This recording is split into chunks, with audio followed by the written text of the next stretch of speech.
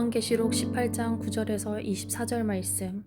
그와 함께 음행하고 사치하던 땅의 왕들이 그가 불타는 연기를 보고 위하여 울고 가슴을 치며 그의 고통을 무서워하여 멀리 서서 이르되, 화이도다 화이도다, 큰 성 견고한 성 바벨론이여, 한 시간에 내 심판이 이르렀다 하리로다. 땅의 상인들이 그를 위하여 울고 애통하는 것은 다시 그들의 상품을 사는 자가 없음이라. 그 상품은 금과 은과 보석과 진주와 세마포와 자주 옷감과 비단과 붉은 옷감이요, 각종 향목과 각종 상아그릇이요, 값진 나무와 구리와 철과 대리석으로 만든 각종 그릇이요, 계피와 향료와 향과 향유와 유향과 포도주와 감람류와 고운 밀가루와 밀이요, 소와 양과 말과 수레와 종들과 사람의 영혼들이라. 바벨론아, 내 영혼이 탐하던 과일이 내게서 떠났으며 맛있는 것들과 빛난 것들이 다 없어졌으니 사람들이 결코 이것들을 다시 보지 못하리로다. 바벨론으로 말미암아 치부한 이 상품의 상인들이 그의 고통을 무서워하여 멀리 서서 울고 애통하여 이르되, 화이도다 화이도다, 큰 성이여, 세마포 옷과 자주 옷과 붉은 옷을 입고 금과 보석과 진주로 꾸민 것인데 그러한 부가 한 시간에 망하였도다. 모든 선장과 각처를 다니는 성객들과 선원들과 바다에서 일하는 자들이 멀리 서서 그가 불타는 연기를 보고 외쳐 이르되, 이 큰 성과 같은 성이 어디 있느냐 하며 티끌을 자기 머리에 뿌리고 울며 애통하여 외쳐 이르되, 화이도다 화이도다, 이 큰 성이여, 바다에서 배부리는 모든 자들이 너의 보배로운 상품으로 치부하였더니 한 시간에 망하였도다. 하늘과 성도들과 사도들과 선지자들아, 그로 말미암아 즐거워하라. 하나님이 너희를 위하여 그에게 심판을 행하셨음이라 하더라. 이에 한 힘센 천사가 큰 맷돌 같은 돌을 들어 바다에 던져 이르되, 큰 성 바벨론이 이같이 비참하게 던져져 결코 다시 보이지 아니하리로다. 또 검은 곳 타는 자와 풍류하는 자와 퉁소 부는 자와 나팔 부는 자들의 소리가 결코 다시 내 안에서 들리지 아니하고, 어떠한 세공업자든지 결코 다시 내 안에서 보이지 아니하고, 또 맷돌 소리가 결코 다시 내 안에서 들리지 아니하고, 등불빛이 결코 다시 내 안에서 비치지 아니하고, 신랑과 신부의 음성이 결코 다시 내 안에서 들리지 아니하리로다. 너의 상인들은 땅의 왕족들이라. 내 복술로 말미암아 만국이 미혹되었도다.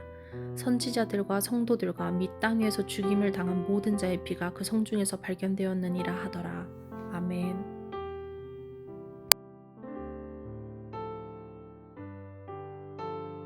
함께 기도하겠습니다. 하나님, 지금을 바라보며 사는 것이 아니라 그 마지막 때를 바라보며 살아가는 자 되게 원합니다. 그래서 우리의 삶이 마지막 때 오직 하나님 앞에 세워가며 살아가는 삶이 되게 인도하여 주옵소서. 이 모든 말씀 예수님 이름으로 기도하였습니다. 아멘. 할렐루야. 마지막 그날 우리에게 최후의 승리를 허락하실 우리 하나님의 이름을 높이 찬양합니다. 오늘 우리가 함께 나눌 말씀의 제목은 마지막 때에 서 있을 두 곳, 마지막 때에 서 있을 두 곳이라고 하는 말씀의 제목입니다. 우리가 반복적으로 나누고 있긴 한데, 계시록 16장에서는 최종적 심판에 대해서 개괄적으로 보여주신 이후에 그 다음 말씀부터는 최종적 심판이 어떻게 우리에게 이루어지게 되는지를 아주 구체적으로 보여주고 있는 말씀이었습니다.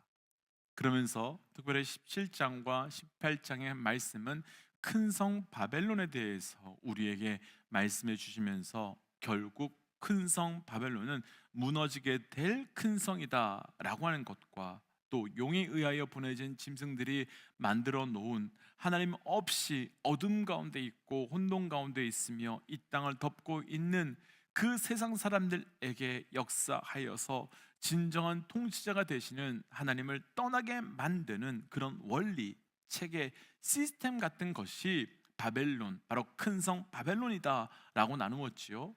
이제 오늘 말씀에서는 그 마지막 때에 이 땅의 모든 사람들이 서 있게 될 딱 두 곳, 딱 두 곳에 대한 말씀을 주시면서 우리가 서 있어야 할 곳이 어디인지에 대한 말씀을 우리에게 들려주고 있습니다. 오늘 말씀을 통해서 우리의 삶이 마지막 그때에 온전한 곳에 서 있으므로 온전한 것을 누려갈 수 있는 영적 은혜가 우리 모두에게 있으시기를 주의 이름으로 축복하며 도전합니다. 마지막 때에 서 있을 두 곳 가운데 첫 번째는 바로 바벨론이 무너지는 그 마지막 때에 그 바벨론의 심판으로 인하여 슬퍼하고 애통하고 있는 사람들에 대한 말씀으로요, 9절과 10절 말씀으로 이어가 보겠습니다. 9절과 10절입니다. 그와 함께 음행하고 사치하던 땅의 왕들이 그가 불타는 연기를 보고 위하여 울고 가슴을 치며 그의 고통을 무서워하여 멀리 서서 이르되 화 있도다 화 있도다 큰 성 견고한 성 바벨론이여 한 시간에 내 심판이 이르렀다 하니라. 아멘. 큰 성 바벨론이 무너졌습니다. 그런데 큰 성 바벨론이 무너졌는데 누가 슬퍼하고 있습니까? 어떤 사람들이 슬퍼하고 있습니까?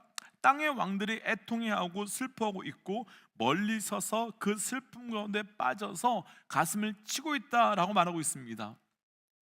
그렇다면 땅의 왕들이 어떤 자들이겠습니까?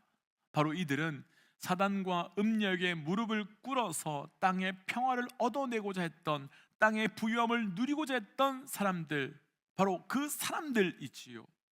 이들은 땅의 짐승에게 무릎을 꿇어서 땅의 부유함을 얻어내고 땅의 풍성함을 얻으며 누리며 살고 있었던 사람들이었는데, 지금 이제 그 큰 성 바벨론이 무너지고 나니까 이 땅의 왕들이 슬퍼하고 아파하고 있는 것입니다. 그런데요, 이들과 함께 또 애통하고 슬퍼하는 사람들이 있는데요, 바로 땅의 상인들도 슬퍼한다고 말합니다. 자, 11절 가볼게요. 11절이요. 땅의 상인들이 그를 위하여 울고 애통하는 것은 다시 그들의 상품을 사는 자가 없음이라. 아멘.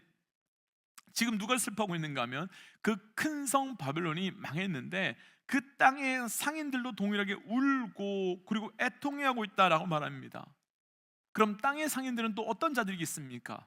바로 이들은 이 땅의 부요와 풍성함을 추구하는 자들로, 바로 다음 절 12절에부터는 이들이 추구하는 것들의 종류가 28가지가 나옵니다.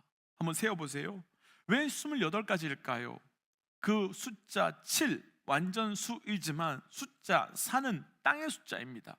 그러니까 28이라고 하는 숫자는 땅의 모든 사방을 의미하는 것으로, 그래서 12절 이후에 보시면 28가지는 한결같이 생필품이 아니라 사치품으로, 14절 말씀만 보시면 이들은 그런 사치품을 위해서라면 영혼까지 팔아서라도 그것을 누리기를 원했던 사람들이 바로 상인들이었습니다. 곧 앞서 나누었던 땅의 왕들이란 그냥 짐승에게 엎드려서 땅의 평화, 땅의 부유함을 누리려 했던 사람들이다라고 말한다면, 이 땅의 사람들은 이 땅의 풍성함을 누리기 위해서 내 영혼까지도 팔아서라도 누리려고 했던 자들을 의미하는 것입니다. 그리고 또 한 부류의 사람들이 있는데요, 또 등장하는데, 이들은 바로 바다에서 일하는 사람들, 바다에서 일하는 사람들로 17절입니다. 자, 17절 함께 연이어서 읽어보지요. 함께 읽지요. 시작. 그러한 부가 한 시간에 망하였도다. 모든 선장과 각처를 다니는 선객들과 선원들과 바다에서 일하는 자들이 멀리 서서. 세 번째 또 통곡하는 사람은 누구인가 하면 바다에서 일하는 사람들인데, 그들이 울었다고 말합니다. 왜 바다에서 일하는 사람들이요? 바벨론의 망함 때문에 울까요? 우리는 이미 나누었지만 계시록에서의 말씀에서의 바다는 어떤 의미였습니까? 계시록에서의 바다와 많은 물은 하나님이 없고 어둠과 혼돈 가운데 있는 이 세상 사람을 의미한다고 우리가 나누었었습니다. 그렇다면 바다에서 일하는 사람들은 어떤 사람들이겠습니까? 결국 이 땅의 평화를 위하여서 짐승에게 무릎 꿇고 이 땅의 부유함을 위하여 땅의 짐승과 이 땅의 지도자들에게 무릎을 꿇어서 그냥 이익이라면 내 영혼을 팔아서라도 그것을 누리겠다고 말하고 있는 이 세상 사람들 전체, 이 세상 사람들, 하나님을 떠나고 하나님을 누리지 않고 있는 전체를 말하고 있는 것입니다. 실제로요, 사람들은 이 땅의 정책과 이 땅의 정치 그리고 이 땅의 경제가 무너졌을 때 그들의 삶 전체가 함께 무너지는 것을 우리는 역사적 시간 속에서, 사건 속에서 이미 잘 보았습니다. 잘 아시겠지만 우리나라는 OECD 국가 중에 자살률이 1위인 나라입니다. 그러면서도 우리나라에서요, 그런 자살률이 아주 급상승할 때가 있었는데 바로 그때가 1998년 IMF가 터졌을 때였고, 또 2008년에 미국의 금융위기가 온 다음 해에 그 금융위기가 우리나라에도 영향을 미쳤던 2009년도에 그 자살률이 아주 급상승했다고 말합니다. 무엇 때문이겠습니까? 완전히 끝난 것은 아니지만 최종적으로 하나님께서 그 심판하실 때 이 땅의 정책, 그러니까 이 땅에서 그 큰 성 바벨론이 이 땅에서 묵고 있었던, 그러면서 동시에 하나님을 떠나게 만들었던 그런 원리들과 시스템들과 체계들이 무너지게 되니까, 그 무너짐과 함께 나의 인생도 함께 무너지면서 슬퍼하고 애통하고, 그래서 심지어 생명을 끊어버리는 일들이 그런 때에 일어나고 있었던 것이지요. 무엇 때문일까? 왜 그럴까? 그들이 바로 지금까지 나누었던 이 세 부류의 사람들로, 하나님의 떠나는 한이 있더라도, 하나님을 포기하는 한이 있더라도 땅의 것은 붙들고 사고 땅의 것으로는 살고 싶다고 하는 그 소원을 갖고 있었던 사람들이었던 것입니다. 그런데 또 마지막 때에 한 부류의 사람들이 있는데, 애통하고 슬퍼하는 사람들이 아닌 완전히 다른 부류의 삶으로 19절과 20절 말씀입니다. 함께 좀 말씀 읽고 비교해 볼게요. 19절 20절입니다. 시작. 티끌을 자기 머리에 뿌리고 울며 애통하며 외쳐 이르되 화 있도다 화 있도다.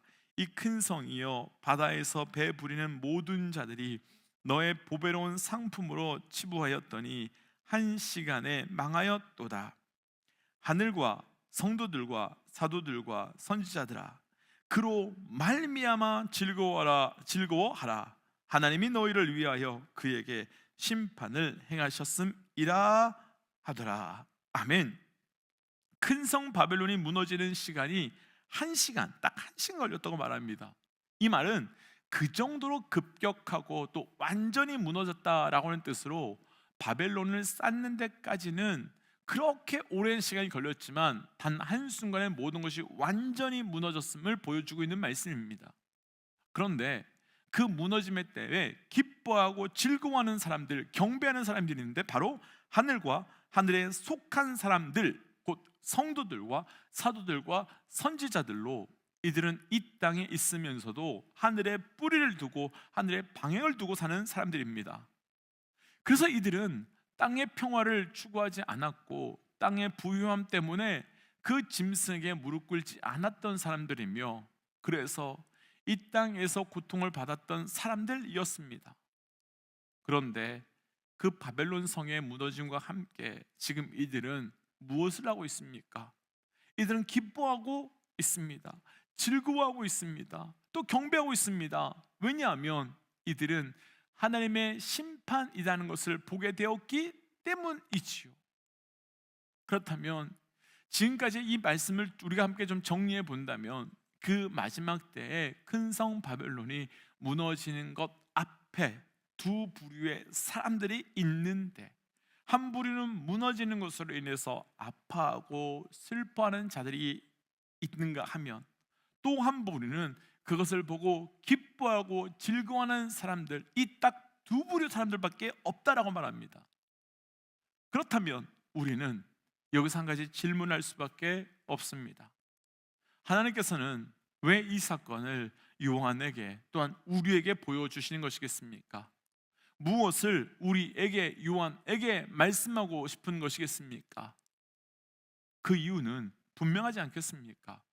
너희는 이 두 곳 중에 그 마지막 때에 어디에서 있겠느냐라고 질문하는 것이지 않겠습니까? 너희는 마지막 때에 어느 쪽을 선택하겠느냐라고 물으시는 것이지 않겠습니까? 오늘 말씀의 배경은 마지막 때입니다. 얼마나 갈등이 되겠습니까?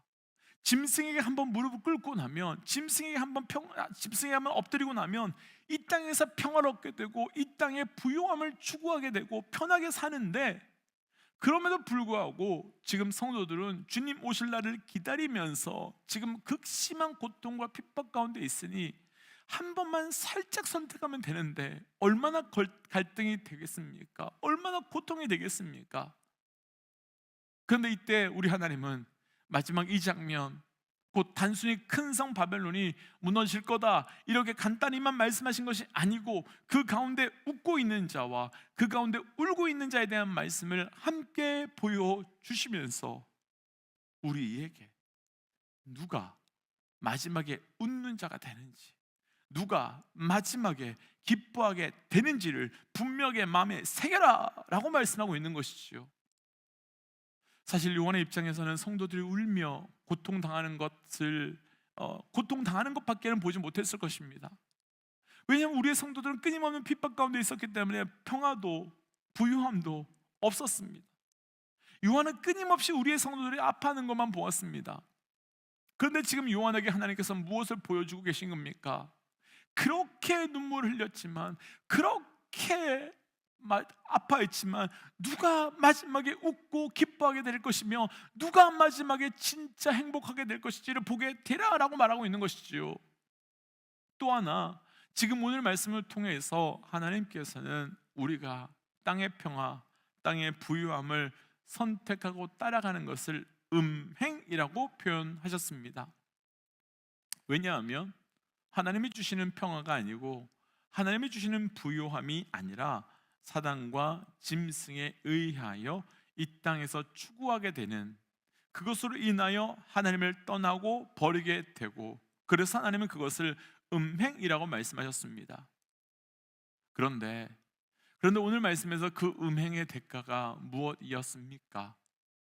땅의 풍성함과 부요를 위해 짐승에게 무릎을 꿇은 사람들은 잠시 이 땅에서 그 낙을 얻은 것은 분명한 사실이지요.